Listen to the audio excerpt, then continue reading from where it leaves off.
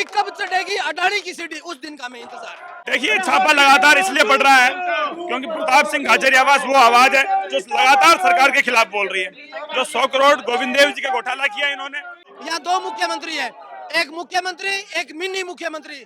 तो भजनलाल जी से तो ढंग से भजन भी नहीं कर पा रहे, तो करेंगे क्या। कांग्रेस के पूर्व मंत्री प्रताप सिंह खाचरियावास के निवास में इस समय है। इस समय देखा जा रहा है जिस समय से सुबह 7 बजे से ईडी के छापे पड़े हुए, कहीं न कहीं ये भाजपा की तानाशाही को लेकर कहा जा रहा है। हम अपने सहयोग कहेंगे पर दिखाने की कोशिश करेंगे। यहाँ प्रशासन बैठे हुए हैं।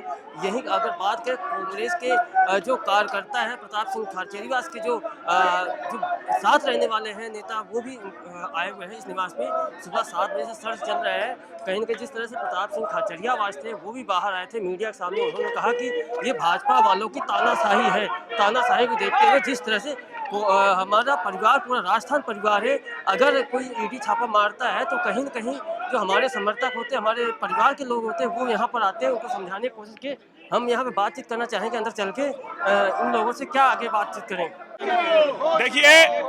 देखिए, छापा लगातार इसलिए बढ़ रहा है क्योंकि प्रताप सिंह खाचरियावास वो आवाज है जो लगातार सरकार के खिलाफ बोल रही है। जो 100 करोड़ गोविंद देव जी का घोटाला किया इन्होंने, और लगातार जो बजरी घोटाला हो रहा है उसके खिलाफ प्रताप सिंह जी लगातार बोल रहे हैं। और ये कार्रवाई इसलिए ताकि कांग्रेस का कार्यकर्ता दब जाए, कांग्रेस के नेता दब जाए। लगातार इस दिन की सरकार के खिलाफ जो बोल रहा है, जब जब सरकार के खिलाफ कोई बोलता है ईडी सीबीआई उनके आगे करते हैं। ये उसी कार्यकाल का क्रम है। बिल्कुल वही कहना चाहेंगे। भीमराज झाकर, आप प्रवक्ता भी हैं, सेवा दल के अच्छे कार्यकर्ता हैं, क्या कहना चाहोगे जिस तरह से ईडी के छापे यहाँ पड़े हैं?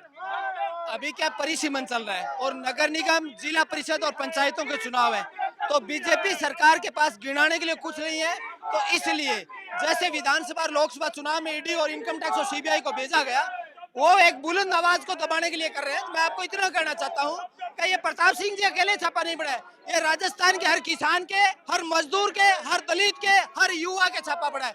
जो बीजेपी सरकार तानाशाही कर रही है, मैं आपको याद कराना चाहता हूँ कि ये तानाशाही अंग्रेजों ने की थी, हिटलर ने की थी, मुसोलिनी ने की थी और नीरो ने की थी, और उनका क्या असर हुआ, ये बीजेपी का होगा। और आज युवा सड़कों पे है, और मैं आपको कह रहा हूँ कि कल जयपुर बंद करेंगे और इस सरकार को छठी का दूध याद कराएंगे।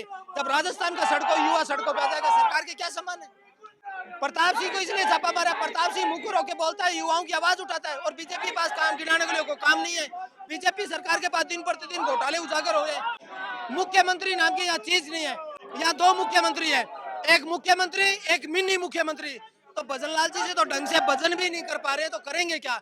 जब सरकार के खिलाफ कोई बोलने वाला आदमी हो या आवाज हो, उसको दबाने के लिए इनकम टैक्स, सीबीआई और इसको ईडी को आगे करता है। मैं एक सवाल पूछना चाहता हूं आपके चैनल के माध्यम से, मेरा इतना ही कहना है कि ईडी कब चढ़ेगी अडानी की सीढ़ी, उस दिन का मैं इंतजार। बिल्कुल आपने देखा था जिस तरह से यहाँ कार्यकर्ता ये कह रहे हैं कि ईडी कब चढ़ेगी अडानी के सीढ़ी पर, ये सबसे बड़ा मुद्दा इन्होंने बताया है। यही देखते हुए आगे भी हम बातचीत करने की कोशिश करेंगे। ना तो हमारा किसी कंपनी से कोई लेना देना है, ना कोई बात, और इन्होंने किसी कंपनी का नाम भी नहीं लिया। यदि ईडी मुझे कहती कि आपका इस कंपनी से ये ट्रांजैक्शन है, आपके ऊपर ये चार्ज है, तो उसका जवाब देंगे। ये सिर्फ प्रीमिसेस सर्च के लिए आए, तो प्रीमिसेस सर्च के लिए मैंने कहा आप कर सकते हो, ये राइट है ईडी का। लेकिन बीजेपी को ये समझना चाहिए, आप पॉलिटिकली रिवेंज के साथ और दुश्मनी के साथ यदि बोलना गुनाह है, ये कार्रवाई करोगे तो कल हमारा जमाना आएगा। ये तो चलता रहता है, इसमें अधिकारियों की गलती नहीं, गलती सरकार की। लेकिन कोई पीएससीएल का मामला बता रहे आपको पीएससीएल से हमारा कोई लेना देना नहीं है। पहले भी आपको याद है नोटिस दिए थे, वो मामले इसलिए नहीं चले क्योंकि वो खत्म हो गए।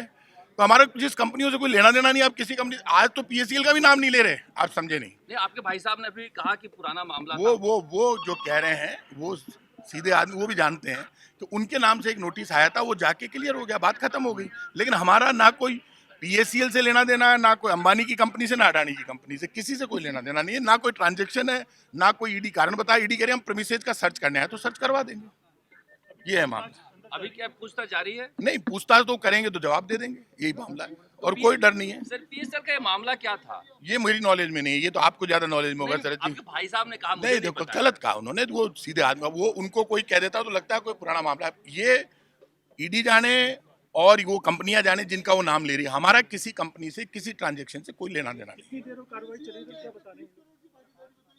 हाँ वह खटे मने दिला दीजिए यार, कठिन है। कोई गलत बात है, ये फालतू की बातें हैं। ईडी को या तो आपको क्लियर करना चाहिए, प्रेस को ईडी को बताना चाहिए क्यों आए। मैं तो मना ही नहीं कर रहा। नहीं, सर्च का नोटिस तो दिया था ना? नोटिस नहीं दिया, हैं? सर्च का नोटिस अभी दिया है सुबह आके। अच्छा, सुबह दिया है। हाँ, क्या आप इस पे साइन कर दो तो हम सर्च कर रहे हैं। लेकिन आप इसको तंग मत करो, बैठो। सर्च का नोटिस किस मसले में दिया था? कोई मसला नहीं बताया उसमें, सिर्फ प्रीमिसेस सर्च का नोटिस है। मसले में बताया तो फिर जवाब देना पड़ेगा ना। अच्छा, आपके ऊपर पहले एक बार सीबीआई के भी छापे पड़े, तो वो कभी क्या मामला कभी था? सीबीआई का छापा आप नहीं पड़ा। बुलाया गया था। सीबीआई ने भी नहीं बुलाया हमको कभी भी।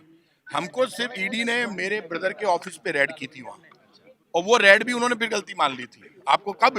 2016 में, 25 चल रहा है। नहीं नहीं नहीं, कोई किसी का लेना देना है तो सर्च ईडी का है।